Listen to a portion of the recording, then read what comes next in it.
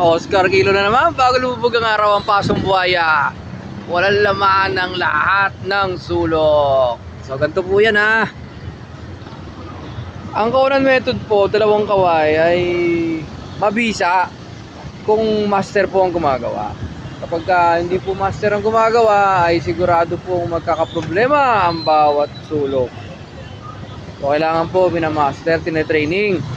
So lahat po ng isang example lang ha. Lahat ng example lang. Lahat ng tao may kakayahan, may iba't ibang skills.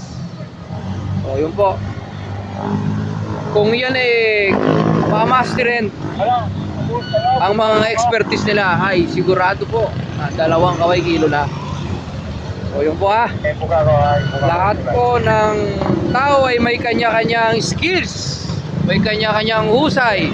So kung yan po ay yung husay na yan ay gagamitin ng tama at gagamitin na